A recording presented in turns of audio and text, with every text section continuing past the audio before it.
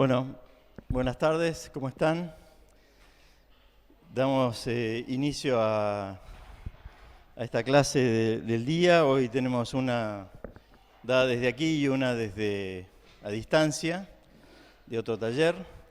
La que tenemos en cuestión ahora es del taller 7. El taller 7 lo componemos un grupo de docentes formados hace bastante tiempo, dirigidos por 3 profesores. Acá está Pablo Remeslenikov, Toto de la Sota, que ya lo deben conocer acá del curso. Está Raúl Arteca también, que es parte integrante del taller, y algunos otros adherentes que hay por ahí, alumnos, y yo soy Pablo Zelagoski. El taller 7 de arquitectura es un taller que presenta distintas configuraciones a los talleres tradicionales de la facultad, a la manera conservadora de dar arquitectura, de dar la materia, y pretende establecer un pensamiento crítico, una identidad y una libertad proyectual específica para cada uno de los estudiantes, y de así poder ir formando un perfil arquitectónico propio de cada uno de los alumnos que nos van acompañando en la tarea de la enseñanza. Después hablaremos al final un poquito más. Desde el taller 7 nos han encomendado hablar de materia, una condición que es bastante importante en la arquitectura, tanto como otros temas que estarían en el mismo plano y que serían el problema de la geometría, el problema del espacio, el problema de las condiciones argumentales, el problema de las condiciones contextuales de la arquitectura y naturalmente también el de la definición de la forma arquitectónica. Este aspecto de la materia la podemos tomar como inicio en un problema de el hombre y la naturaleza, es decir, ver que el hombre en un momento, en sus inicios, entra en contacto con la naturaleza, pero se ve de alguna manera desprotegido, hay algo que falta, hay algo que no está desarrollado, y justamente la arquitectura va a ser eso que la naturaleza no le proveyó al hombre. Es una formación humana, la arquitectura, que trata de ser esa interfaz entre el hombre y la naturaleza. Hay un texto que muchas veces lo citamos, de Hans van der Laan, un arquitecto y monje holandés, que habla de la sandalia, hace la comparación de la arquitectura con la sandalia. Dice, el hombre tiene el pie blando y el suelo es duro. Necesita de algo que sea más duro que su pie, pero más blando que el territorio o el suelo. Esa interfaz, eso que necesita el hombre, un invento, una creación que establece ese elemento mediador entre el hombre y la naturaleza pura, en este caso es la arquitectura. Y ahí vemos cómo también la arquitectura puede estar en medio de esas necesidades del hombre y también contemplando las posibilidades y las necesidades del sistema natural. Entonces decimos, es una interfaz entre el hombre y el suelo, y ahí donde aparece ese elemento, que es la sandalia, o aparece la arquitectura, aparece la materia. Las sandalias de alguna materia que tiene unas condiciones que están relacionadas con ese suelo y con tamaño, forma, peso y manera de caminar de un hombre. Es decir, eso que está adaptado a dos sistemas naturales, porque el hombre también es natural, pero un elemento artificial que está en el medio de todo eso. También cuando hablamos de materia, la materia tiene propiedades, y esto solo de manera enunciativa. Hay que considerar que hay propiedades que son intensivas y extensivas de la materia. Son dos cosas diferentes. Las intensivas, que son las que generalmente no cambian, las extensivas van a cambiar en función del tamaño, de la posición, de distintas condiciones externas a las que sea sometida la materia. Entonces, es como una cuestión para pensar, porque también eso habla o abre una línea para determinar ciertos entendimientos en el campo del pensamiento de lo que es una condición de materia. En ese sentido, también nos interesa pasar a revisar, bueno, cuál es el rol del espacio arquitectónico en relación a la materia en el campo de la arquitectura. Es ahí donde nos entramos en un aspecto donde a nosotros nos parece importante marcar que en los inicios del proyecto no incide tanto de qué materiales se trata la arquitectura, materiales, es decir, los materiales de construcción, sino de cómo se dispone la materia en el espacio. El primer paso del pensamiento material es de pensar cómo se dispone materia en el espacio. En principio no son materiales específicos, es materia, es cantidades, densidades, propiedades de materia. Entonces, ¿qué es lo que sucede? Nosotros tenemos la posibilidad de decidir dónde va la materia, cómo va la materia, dónde se posiciona, cuáles son todas esas cuestiones que queremos impulsar a través de una condición matérica de la arquitectura, y al decidir, lo que estamos ejerciendo es algo que es importantísimo ejercer en la arquitectura y en el proyecto de arquitectura, que es la libertad. La libertad que es la que nos permite avanzar siempre un paso adelante y hacer algo por fuera de lo que ya existe o por fuera de lo que hay. Hay una radio, un ruido o algo acá en el medio, bueno. No sé qué es. Bueno, disculpen. Pero también hay otro tema, decíamos, que define las condiciones de la materia, porque cuando decidimos dónde va y cómo va la materia, necesitamos de una serie de reglas, de algo que nos diga dónde va, cómo se posiciona. Y eso es la geometría. La geometría es quien gobierna los criterios de la disposición de la materia en el espacio arquitectónico. Es decir, creamos un espacio y decimos que hay materia, pero hay una matriz geométrica, unas reglas de geometría que nos dicen dónde va, cuál es su configuración, cuáles son sus posicionamientos y sobre todo cuál es la condición de localización de la materia. Entonces, para nosotros es importante descubrir las posibilidades de distintos sistemas geométricos, estudiar distintas geometrías que hay en la cultura humana o en la naturaleza, que son posibles de estudiar naturalmente, sacar sus reglas y ejercitar sobre ellas esa condición de comenzar a definir un espacio arquitectónico a través de la disposición de la materia. Entonces la geometría lo que nos está dando es orden, es control, es libertades, dentro de un criterio que establecemos nosotros también. Entonces hay una base subyacente, que es la geometría, que nos regula y gobierna dónde se desarrolla la materia. Cuando nosotros hablamos del proyecto de arquitectura y en los inicios del proyecto de arquitectura, hablamos entonces de plan material. Nosotros tenemos un plan de materia cuando hacemos un proyecto. Quizás en cada proyecto es diferente y para muchos arquitectos ha sido así. Queremos ejercitar en un proyecto determinado una condición matérica X, diferente. Ponemos una serie de condiciones y ahí es donde vamos a hablar y vamos a seguir hablando de materia y no de materiales todavía. Ese plan material necesita de estrategias de cómo llevarlo adelante y de una serie de operaciones sobre esa materia para poder definir ese primer momento del proyecto.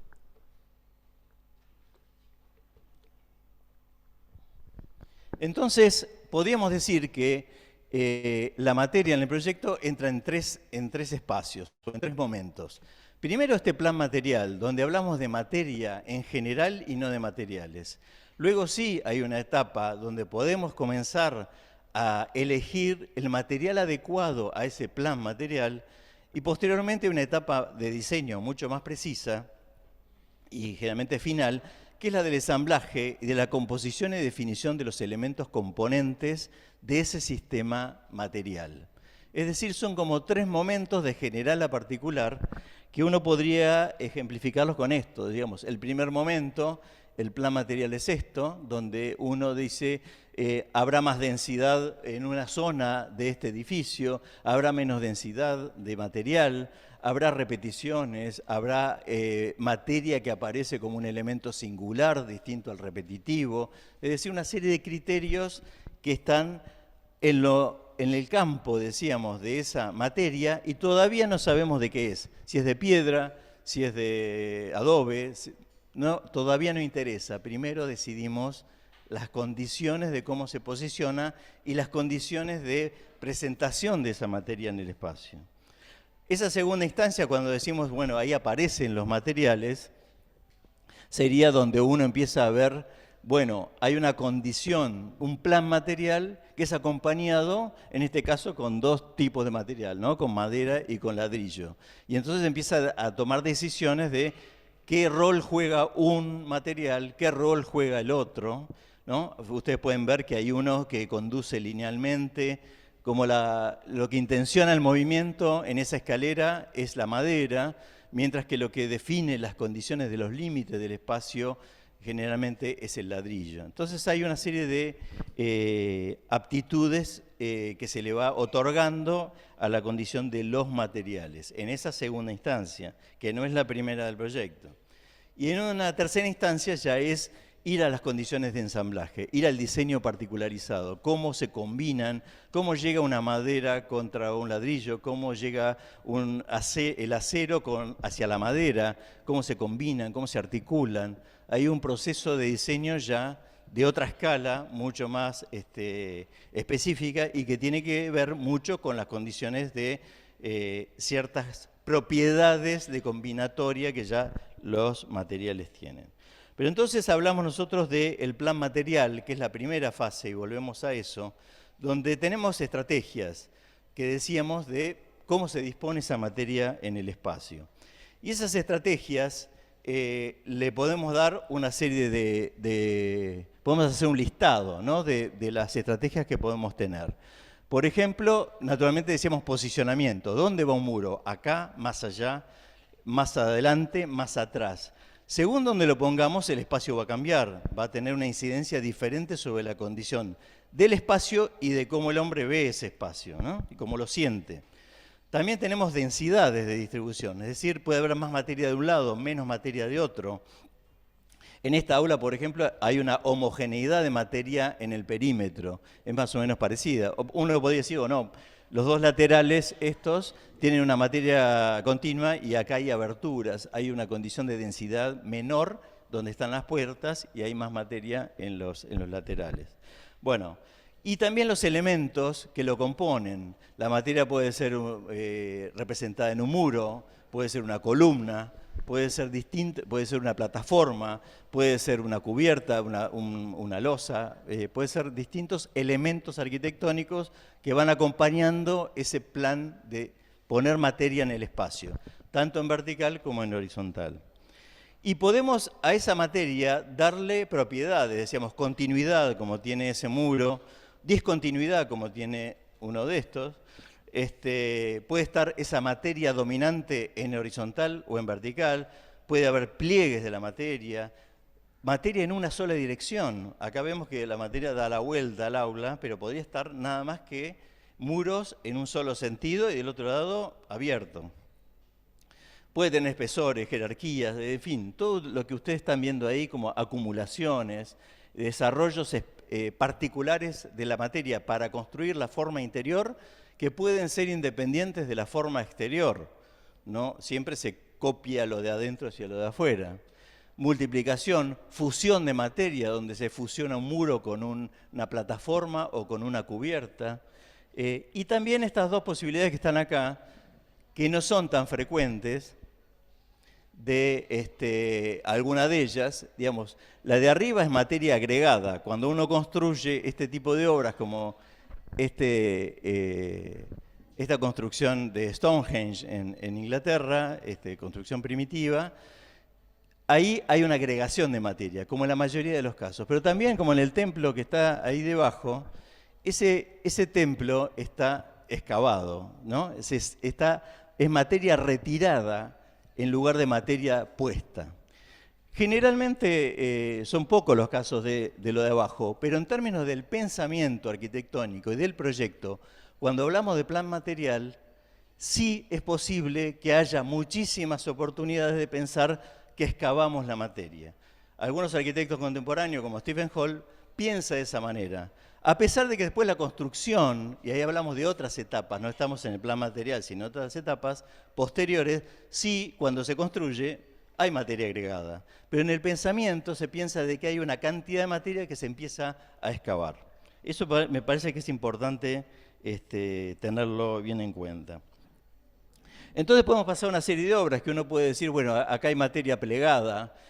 Miren los muros, por ejemplo, de las plantas que están por ahí debajo. No sé si todavía están tan familiarizados con la lectura de las plantas de arquitectura, pero pueden ver que lo negro, por ejemplo, hay lugares donde hay como continuidades. Un muro se engancha con el otro y se da vuelta, mientras que en otros momentos pueden ver que hay muros que están repetitivos, asociados, otros que están sueltos, otros que están enganchados con otros. Es decir, ahí hay un plan del uso de la materia. Insisto, todavía no sabemos qué materiales son. Lo mismo que acá, ahí vemos que hay elementos que están sueltos, digamos, que son singulares, pero repetitivos, otros que tienen continuidad, otros que tienen discontinuidad. O, por ejemplo, concentraciones. Acá hay una materia atomizada, es decir, hay mucha materia en ese muro gordo, mucha de un lado y muy poca materia de otro, como podemos ver en algunos ejemplos como este tradicional de una casa que se llama la casa en realidad es la casa Kaufmann de Frank Lloyd Wright, pero conocida por la casa de la cascada. Esta casa, fíjense que si uno traza una línea en la mitad del proyecto, ve que hay mucha materia de un lado y poca materia del otro en términos de los muros. Eso es porque se quiere provocar un espacio arquitectónico determinado de que se abre para un lugar, hay una direccionalidad, hay un paisaje, hay una serie de cuestiones que interesa que la materia no sea obstrucción. Fíjense que hay solamente 2 columnas nada más de ese lado, mientras que hay una cantidad de muros y de soportes por otro lado. Que es esto lo que se provoca, esa expansión de una arquitectura por sobre un paisaje, a partir de ese plan material decidido. El mismo caso con la otra casa de Wright, uno de los arquitectos notables del siglo XX.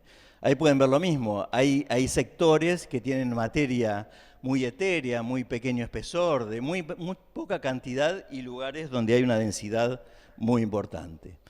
Esta otra obra, que ustedes por ahí en la foto de arriba, más que en las plantas que todavía por ahí están familiarizados, pueden ver que hay una intención de materia más liviana por arriba y materia más pesada por abajo. Menos materia arriba, más materia abajo, en el primer piso o en el basamento. Es ahí donde uno puede decidir en horizontal, en vertical. Estamos hablando de tomar decisiones y ejercer esa libertad de las posibilidades de la materia.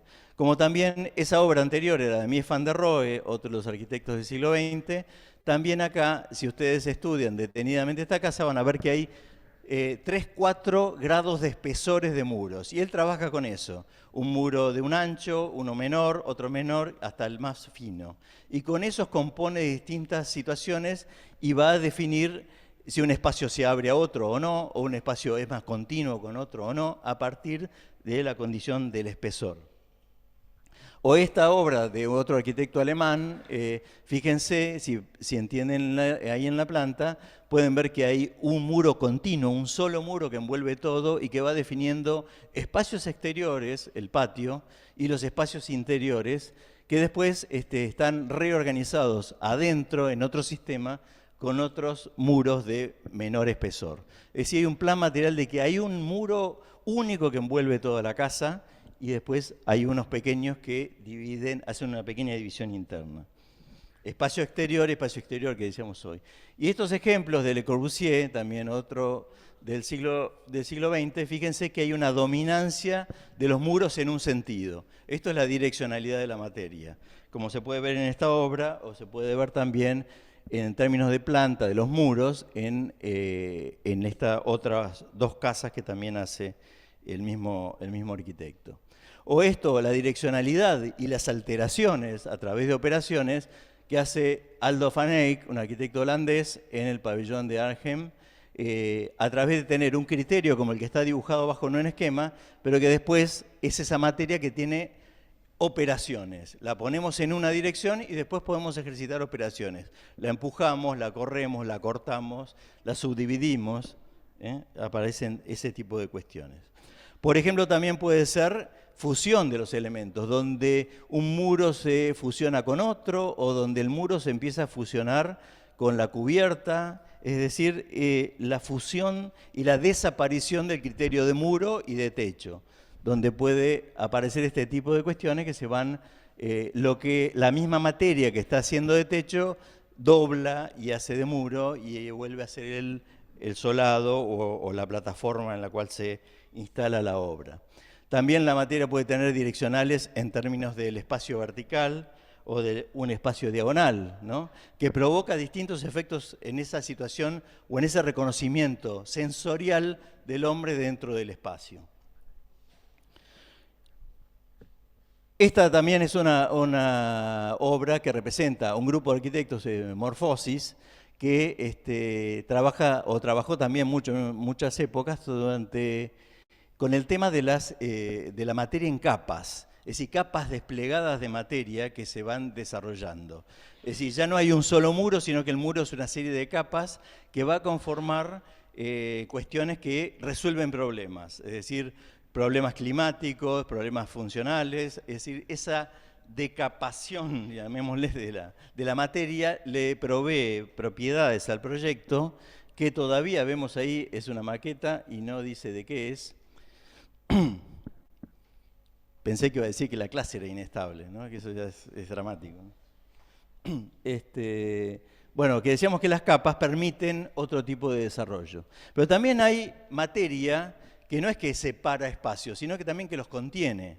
Porque generalmente cuando vemos un muro hay de un lado y del otro, pero acá también hay adentro del muro, como en estos castillos tradicionales ingleses, o como en algunas decisiones específicas que se quiere tener, como está la iglesia famosa de Moscú, ¿no? San Basilio, que ustedes pueden ver que los muros empiezan a envolver espacios, y hay espacios que todos son interiores, pero hay unos que son entre muros y hay otros que son adentro de los muros.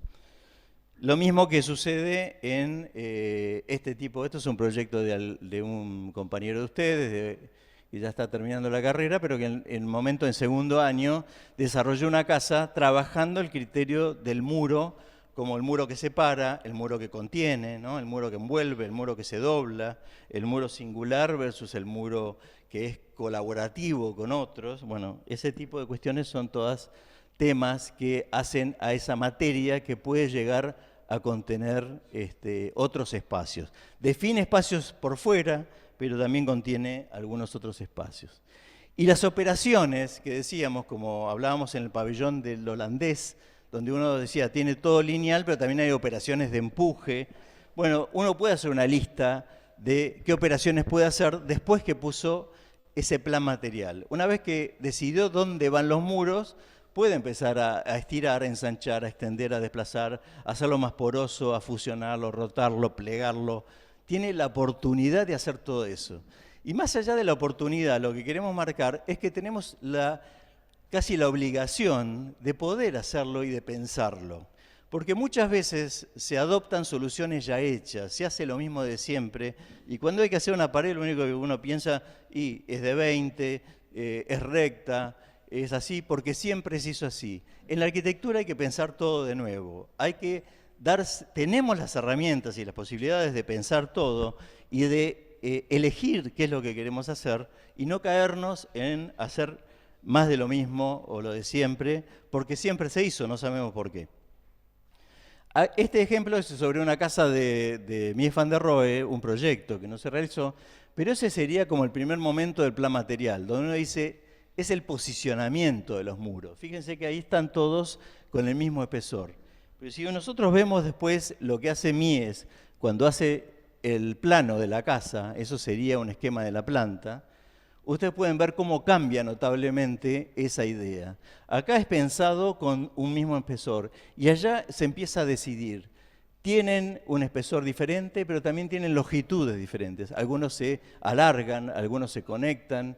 Se empiezan a hacer ese tipo de operaciones. Decíamos que era el plan material con estrategias y con operaciones. Finalmente, esa casa termina con unas imágenes de este tipo.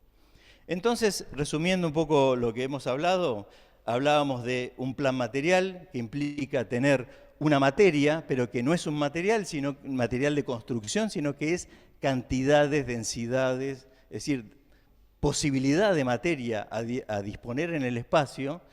Tenemos estrategias de cómo disponerla en ese espacio, pero también operaciones para producir efectos en el espacio arquitectónico y así en la sensibilidad o en la sensación que el hombre que lo recorre pueda tener el efecto, pueda reconocer el efecto espacial que nosotros estamos intentando desarrollar. De alguna manera hay un dibujo ahí como que cuando Dios creó el universo en realidad tenía materia y operaciones, ¿no? De alguna manera es más o menos lo mismo. No es que estamos como John Lennon cuando dijo, somos más importantes los arquitectos que Jesucristo, como dijo. No dijo los arquitectos. Bueno, terminando esta cuestión, un poco todo lo que se dijo acá, hay un texto que nosotros escribimos en estos libros que están en línea, que son libros de intensidades que hacemos en el taller. Hay un texto que es el plan material y que está justamente en ese Intensidades 2019, en el que está de aquel lado. En la siguiente imagen, ahí hay una serie de links del taller y ahí van a poder acceder a ese tipo de material que es como si fuera un desarrollo escrito mucho más profundo que lo que podemos decir en este momento, en estos minutos que hemos ocupado.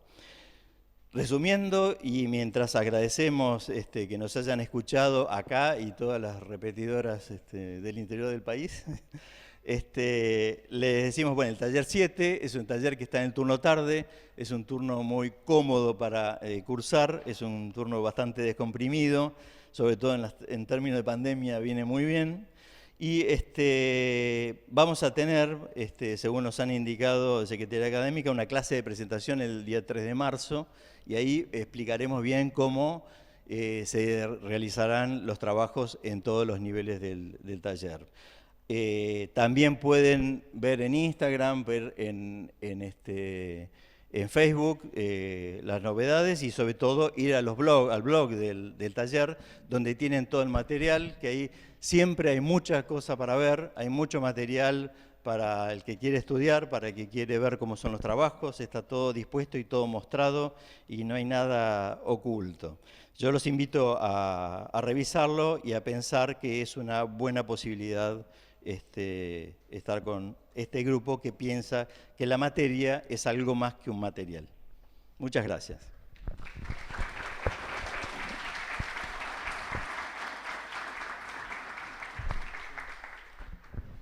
Bueno, ahora le vamos a dar paso al arquitecto Posic. Sí, ahí, deja de compartir. Abajo. Lamento no poder estar de manera presencial, pero a pesar de todos los cuidados, estoy con COVID y bueno, es más sano, higiénico que lo haga desde acá y que no vaya para allá. Pero la verdad que me hubiese gustado estar de manera presencial, porque siempre el contacto con ustedes, con los estudiantes y con los compañeros docentes es bienvenido, sobre todo después de 2 años duros donde no nos vimos prácticamente. Yo soy el arquitecto Guillermo Posic, titular del taller 10, que con un grupo de docentes conducimos también el turno tarde, igual que los amigos Pablos, como le decimos nosotros, los Pablos, en el turno tarde. Y la verdad que es cierto, es un turno muy cómodo y muy holgado para poder trabajar. Dicho esto, quisiera comenzar con el tema El tema que nos planteó la Secretaría Académica, que era ese espacio y materialidad. Aquí voy a apelar, les voy a robar la imagen de la sandalia a los vecinos, a los amigos. Y me gustaría poner la sandalia entre espacio y materialidad y llamarle a esa sandalia el proyecto. Es decir, lo que vincula, lo que determina, lo que une, lo que configura el espacio a partir de determinados materiales es justamente el proyecto de arquitectura. Por eso, de alguna manera, ahí aparece al costado idea y materia, porque justamente el proyecto es un proceso cognitivo donde uno como arquitecto va aprendiendo el oficio de disponer la materia, disponer la materia e ir organizando los espacios para el hombre y sus actividades. Pero antes de entrar en el tema en particular, me gustaría comentarles una anécdota que siempre comento, que me parece que puede adentrarnos o puede explicarnos un poco lo que nosotros pensamos de la enseñanza en la enseñanza en general y de la arquitectura en particular. Dicen que Ernest Rutherford, presidente de la Sociedad Real Británica y Premio Nobel de Química en 1908, contaba esta anécdota.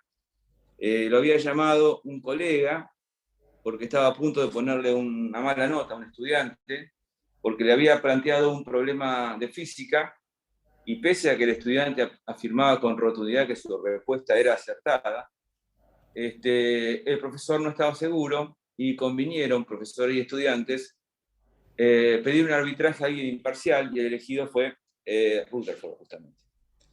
Leyó la pregunta que le había dado su colega al estudiante, que decía: demuestre cómo es posible determinar la altura de un edificio con la ayuda de un barómetro.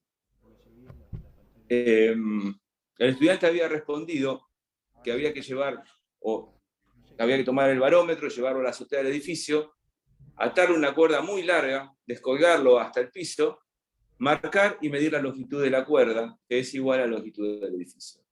Realmente el estudiante había planteado un serio problema a la resolución del ejercicio, porque había respondido a la pregunta correcta y cabalmente. Sin embargo, el profesor, digamos, a cargo, tenía sus dudas porque, si bien la respuesta era correcta, no podía certificar el nivel de física que tenía para darle la mejor nota. Por eso sugirió Rutherford darle al alumno otra oportunidad, y le concedió 6 minutos para que respondiera la misma pregunta, pero esta vez con una advertencia, de que la respuesta debía demostrar los conocimientos de física.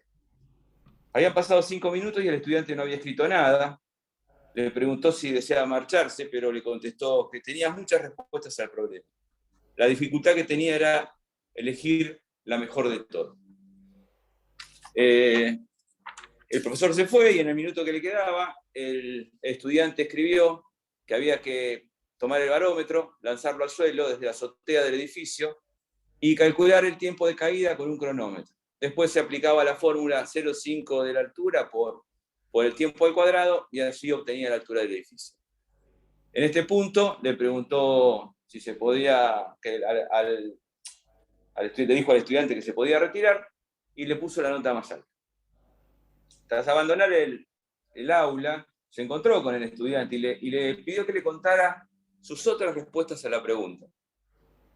Él le respondió: bueno, hay muchas maneras. Por ejemplo, tomar el barómetro en un día soleado, medir la altura del barómetro y la longitud de la sombra.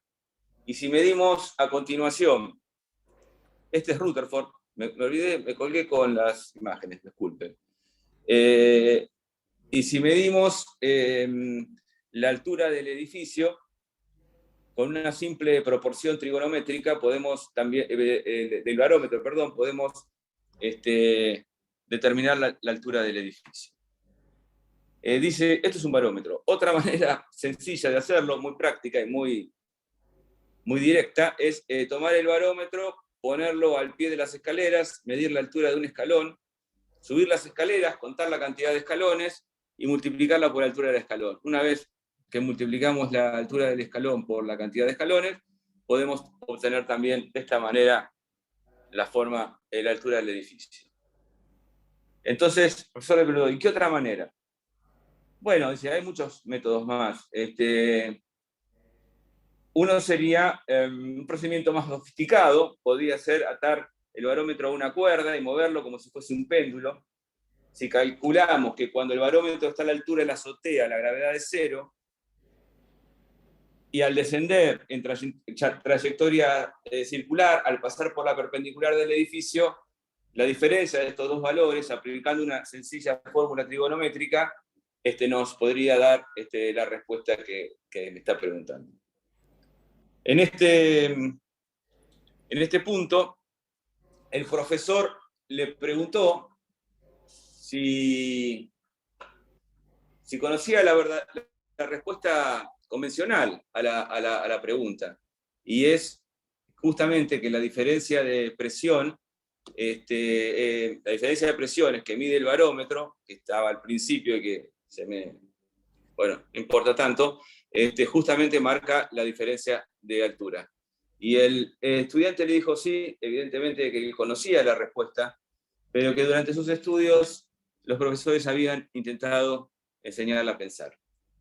Ese estudiante se llamaba Niels Bohr, fue un físico danés, premio Nobel de Física en 1922, y conocido por ser el primero en proponer el modelo del átomo con protones y neutrones y electrones girando a su alrededor, además de ser un innovador en la teoría cuántica. Al margen del personaje, lo divertido y curioso de la anécdota, lo esencial de esta historia es que sus profesores le habían enseñado a pensar. Dejemos esto por acá, ya vamos a volver al final, y vamos a entrar, ese es Niels Bohr, ese es el modelo del átomo propuesto por él, por primera vez, y vamos a entrar en el desarrollo del tema. Y para entrar en el desarrollo del tema, vamos a hacerlo con un ejemplo, o con varios ejemplos en realidad, que son sillas. Trataremos de dar respuestas sencillas a preguntas complejas.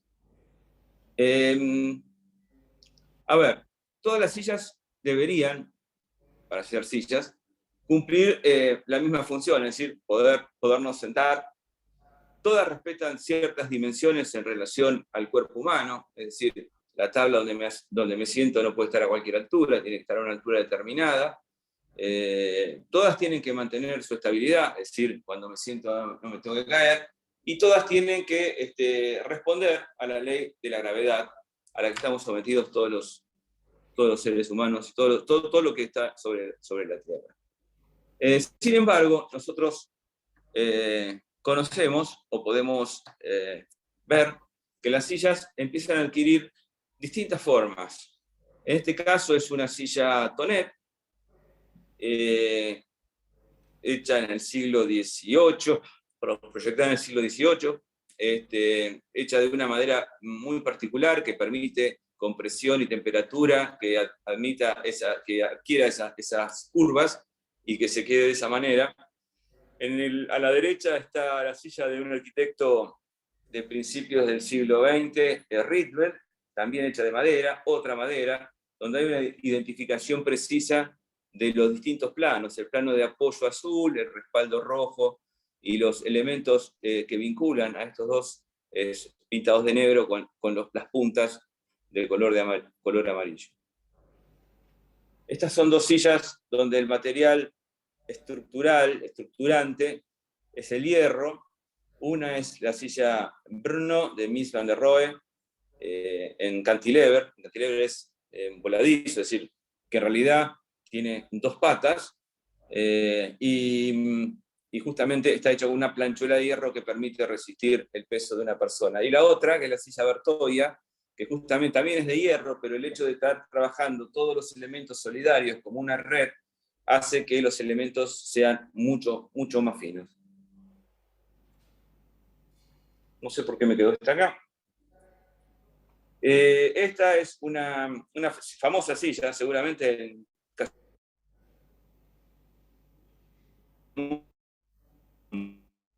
Están todas las películas y esta es la única silla que está en el museo, en el MoMA de Nueva York, que está hecha por 3 arquitectos, Kurchan, Bonet y Ferrari Ardoy, uno de ellos catalán, los otros 2 argentinos.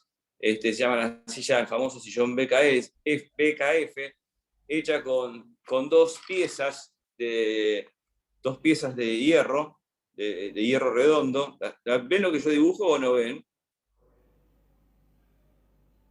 ¿Se ve? ¿No se ve? Bueno, no los escucho, así que no puedo saber si se ve o no se ve. 2 piezas de hierro entrelazadas con un... ¿Cómo? Hola, hola. Sí, se ve, bueno. profesor. Bueno. 2 piezas de hierro, dos elementos de hierro que tienen la misma forma, que están entrelazados, soldados en los puntos claves, y eso es lo que da estructura y rigidez al sillón. Para finalizar, 2 sillas de plástico, diseñadas a partir de la década del 60-70, que es donde surge el material, el plástico como un elemento nuevo. Una inflable es la Airflower, que está a la derecha, y la otra es una silla de plástico moldeado, que también tiene como una especie de una sola pata que resiste el cuerpo. A ver, todas estas sillas, finalmente una silla de cartón corrugado hecha por el arquitecto Frank Gehry alrededor del año 68, no, más, bueno, sí, no sé, 68 me parece que fue. Finalmente, como les decía, todas estas sillas que vimos anteriormente cumplen con esas 3 condiciones que habíamos explicitado anteriormente, pero son todas distintas. ¿Y por qué son todas distintas? Porque cada una de las sillas está pensada para ser realizada con un determinado material, y ese determinado material está inevitablemente ligado a un tiempo histórico. Es decir, no se podría haber diseñado la silla Airflower en 1750 porque no existía el plástico, o la silla de cartón corrugado de Gehry hace 200 años atrás. Es decir, cada una de estas sillas cumple con sus funciones, pero además está troncada en una historia y en un contexto y en un determinado sitio histórico. Pero ahora quiero volver a la primera silla. Cuando pensamos que esta sería como la silla arquetípica, la que tiene 4 patas, un respaldo y un asiento para poder sentarse. Cuando pensamos que a esta silla prácticamente no se le puede quitar nada, vemos esto. Y aquí quiero hacer una aclaración, que el ejemplo está tomado del arquitecto chileno Alejandro Aravena. La reflexión, es decir, la silla, en la reflexión, encontramos esto, que es un indio ayoreo que tiene alrededor de su cuerpo una tira de trapo, una tira de tela, y esto también es una silla. Entonces, cuando suponíamos que la silla esencial era la que acabamos de ver, vemos esto y decimos, acá hay otra cosa. Podemos decir 3 cosas de esta silla o de este indio. Este indio ayoreo no tiene recursos y no tiene otra cosa que un modesto pedazo de tela como silla. Por eso, aprender a proyectar en contextos de escasez es relevante. Y refuerzo la palabra proyectar, que era esa palabra que había puesto entre los dos términos de la clase que nos convocaron, que era ideación y materia, no sé. No, ideación y materia era nuestro, espacio y materia, perdón.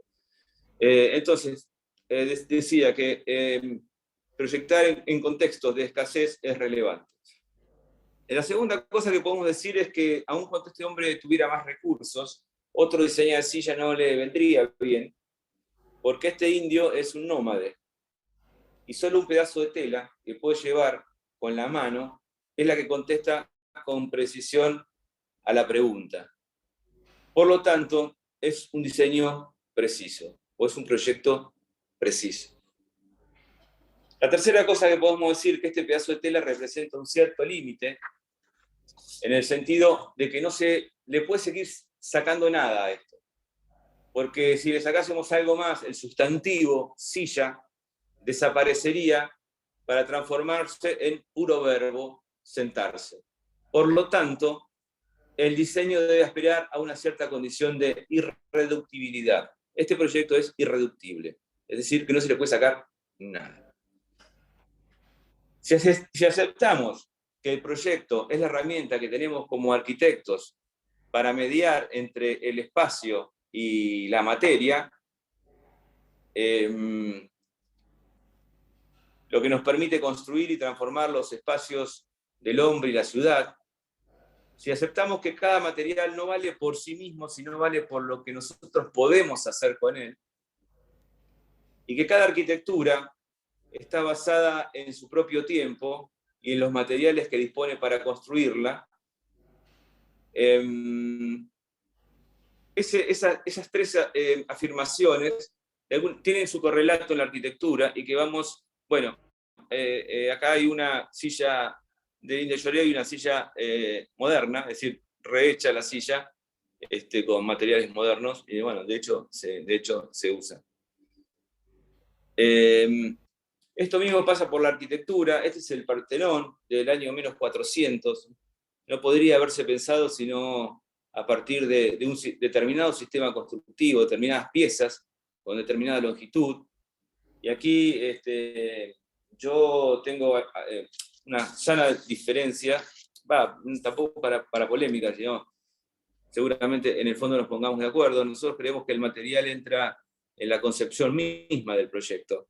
Es decir, esto se hizo así porque lo que tenían los griegos en ese momento eran estas piezas de un determinado largo, y bueno, produjeron esto. Los romanos, con el ladrillo y la invención de la bóveda y la cúpula, hicieron el Panteón, un edificio que tiene 42 metros de diámetro.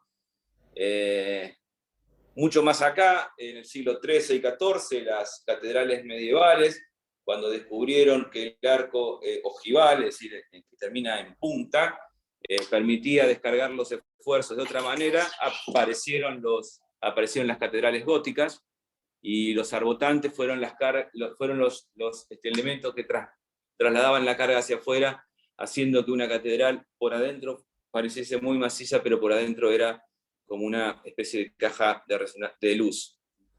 Mucho más acá, en 1889, en la exposición de París, el ingeniero Eiffel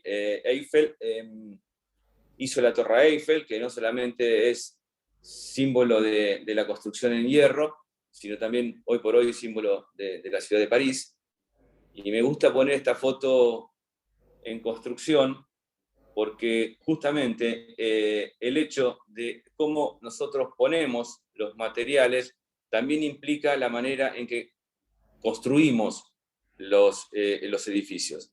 Estas son dos torres del arquitecto Mies van der Rohe, ya seguramente lo habrán, bueno, escuchado nombrar varias veces. También me gustó poner fotos de construcción. Aquí el hierro se transforma en el material dominante, y por la ligereza y por la transparencia que permite. Fíjense que es un edificio absolutamente transparente. Antes, cuando se hacían con piedra o con ladrillo, esto era mucha cantidad de materia, como mencionaba Pablo hace un rato, pero al mismo tiempo este edificio está pensado de tal manera de que la manera de construirlo es fundamental para poder hacerlo. Es decir, que el proceso de construcción forma parte del proceso de proyecto. Nosotros siempre nos tenemos que preguntar cómo lo construimos. Y que es otro también edificio en el otro lado del mundo, está en Berlín, en la National Gallery, también del mismo arquitecto, que me gustó esta foto porque muestra el proceso de montaje, es decir, primero separaron las columnas y después se fueron levantando con gatos hidráulicos el techo completo hasta que ocupó su lugar definitivo dando por resultado este edificio, que de alguna manera, si podemos imaginarlo, casi nos podríamos decir que es una especie de Partenón metálico, como la primera foto que vimos. Para finalizar esta parte, el hormigón armado es otro de los materiales que permite, por su maleabilidad y por su esencia, producir este tipo de formas o este tipo de estructuras, o este tipo de estructuras. Esta es la Facultad de Arquitectura de Sao Paulo, que hemos visitado en algunos de nuestros viajes de estudio, cuando se podían hacer viajes de estudio. Fuimos 2 veces a San Pablo, a Montevideo, en fin, como a estudiar, ¿eh? Recorríamos obras todo el día. Pero bueno, en este caso estamos hablando del hormigón, y esto no se podría hacer con muchos materiales diferentes. Es decir, que hay una lógica y una consecuencia entre el material y la forma.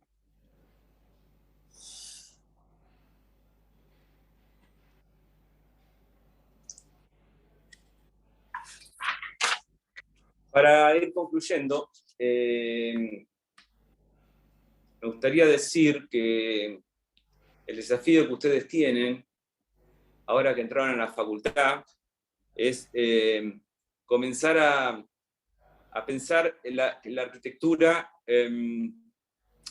mejor dicho, a dar nuevas soluciones a los viejos problemas que nos plantea el mundo y la sociedad. La ciencia y la técnica han tomado la delantera, y la arquitectura se ha quedado bastante atrás. Casi seguimos construyendo como el siglo XIX, cuando estamos en pleno siglo XXI. Y el futuro no es una entelequia, no es algo lejano, algo que va a llegar algún día.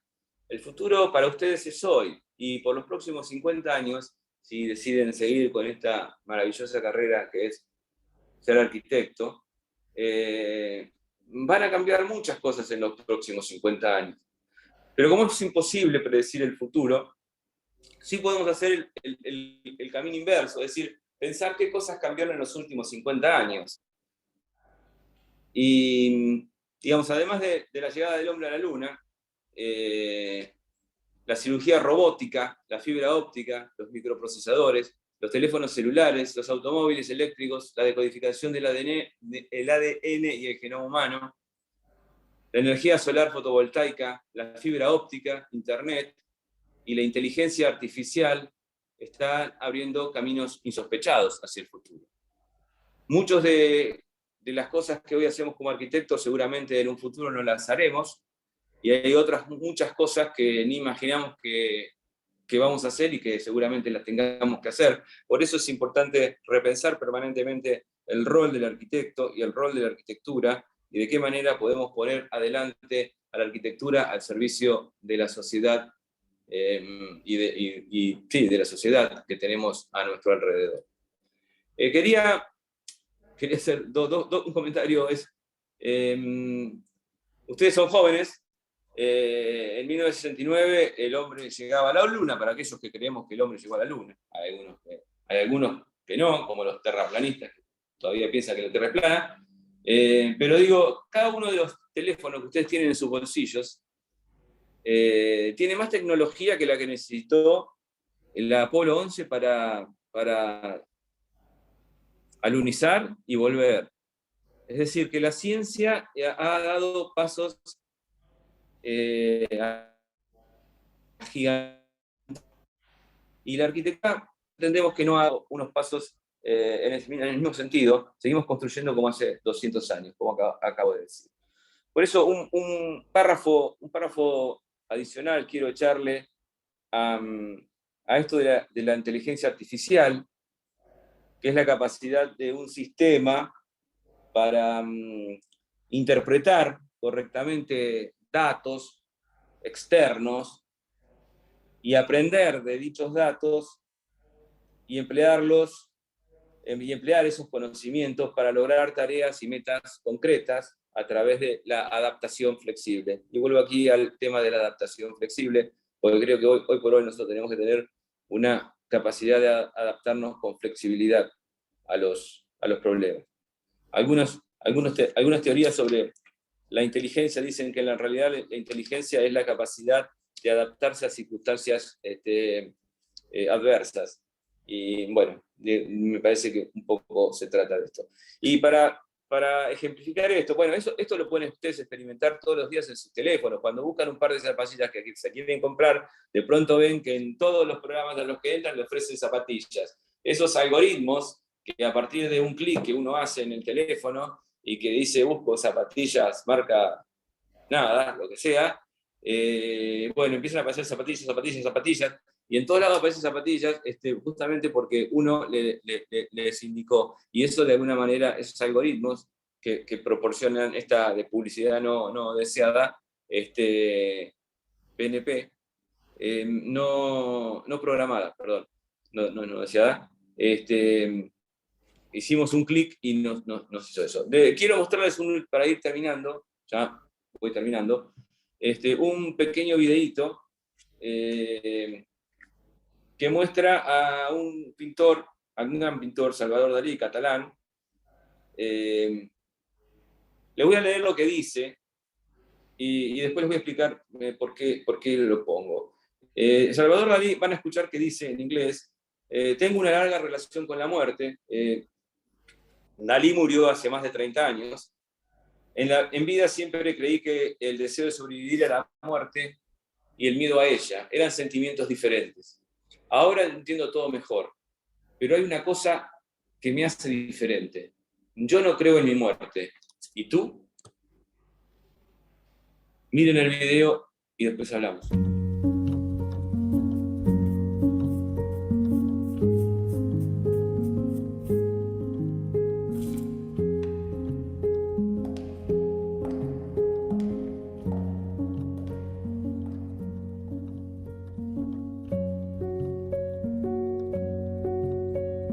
I have a long-standing relationship with death. Almost 30 years. I in life always believed the desire to survive and the fear of death were artistic sentiments. I understand that better now. But there is one thing that makes me different. I do not believe in my death. Do you? ¿Se escuchó lo que decía? Como yo no escucho allá, bueno, espero que se haya escuchado. Lo que dijo es eso, pero lo más interesante de este pequeño video es que esto Dalí nunca hizo esto. No existe. Este es un Dalí donde la inteligencia artificial y los algoritmos han tomado imágenes, fotos, gestos, hasta inclusive el tono de la palabra, todo es una construcción, todo es fake, digamos, no existe. Esto se construyó a partir de la inteligencia artificial. ¿Y por qué hablo de esto? Porque, digamos, en el futuro ustedes van a tener que enfrentarse a problemas imprevistos, a problemas que ni siquiera saben cómo se van a abordar, porque ni siquiera sabemos cómo se va a desarrollar el mundo, si es que el mundo sigue vivo, con todas las cosas que están pasando. Pensemos que sí. Y se van a tener que enfrentar ustedes permanentemente, y nosotros nos sentimos un poco como ese anciano que le está entregando algo a un niño. Nosotros somos los enviados del pasado, ustedes son los mensajeros del futuro, y un poco esa imagen representa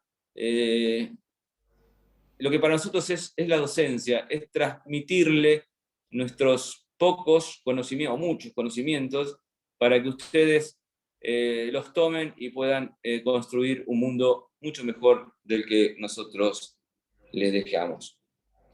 Solo podemos enseñarles, o creemos que lo más importante que podemos enseñarles como profesores es aquello de lo que hablamos al principio, de que ustedes aprendan a pensar, aprender a repensar la arquitectura, la sociedad, e incluso a nosotros mismos permanentemente. Pero para esto, nosotros solo hay que tener ganas de aprender, sin eso es imposible, y hay que tener pasión para hacerlo. La pasión es imprescindible, por eso todos los que estamos acá, los profesores, los docentes del curso de ingreso, están aquí con nosotros porque somos todos apasionados de la arquitectura y de la enseñanza de la arquitectura, y lo que nos gustaría es que ustedes, poder entregarles a ustedes ese no sé qué les está entregando, algo, no sé qué es, a ese pequeño. Ese es un fotograma de una película de un gran cineasta japonés que se llama Yasuhiro Ozu, de la película Tokyo Stories.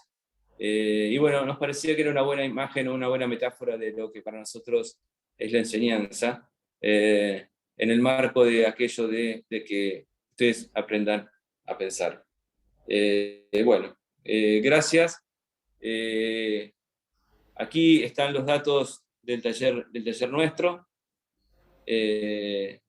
Instagram, Facebook, el blog de cátedras, la página web que tenemos y el email a donde pueden dirigirse para cualquier consulta, o a los otros medios. Es decir, nosotros un poco estamos atendiendo todo. Hoy por hoy lo más